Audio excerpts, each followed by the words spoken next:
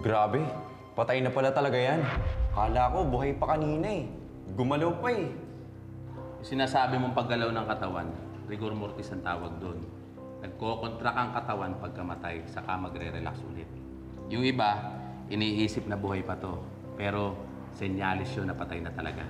Tsaka, 5 oras na ito nasa crime lab kanina. Kung buhay pa to, di bumangon na sana. Di ba pinaliwanag ko sa'yo kanina? O paano? Basta kami. Teka lang, boss. Ano ibig sabihin mo? Itatambak mo dito yan? Eh, may 4 pa nga kayong bangkay dito eh, na iniwan eh. Nabubulok na nga, hindi nyo na binalikan, hindi nyo pa kinuha eh. Tapos ngayon magdadagdag pa kayo ng isa. Wala nang ang bakanting pwesto sa crime lab. Dumating pa yung mga bangkay na galing sa nasunog na bus. Tsaka, accredited partner namin kayo, di ba? Kaya hindi ka pwede magreklamo. Wala pa ba pamilya naghahanap dito? Ulit mo? Wala nga. Wala nga mga IDs yan eh. Kahit alahas, wala. Wala ka namang iintindihin dyan eh. Nakuna na ng mga pictures yan, documentation, measurements. Naturo ka na rin ng chemical yan para hindi mo na impalsa mo yun. Ano pa? Eh, saan ko ilalagay ito?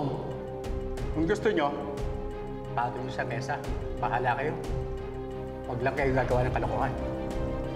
At kapag hinanap namin, dapat maibigay mo agad. Ha? Tara. Sige kuya, mauuna na rin ako. Alis na rin ako. Sabihan mo na lang ako doon sa ina-applyan ko ah. Sige, tatawagan na lang kita. Ikaw talaga, oh. Alam mo, wala naman ako napala sa'yo eh. Wala ako nakakuha eh. Ngayon, malas ang inaabot ko. Anong gagawin ko sa'yo?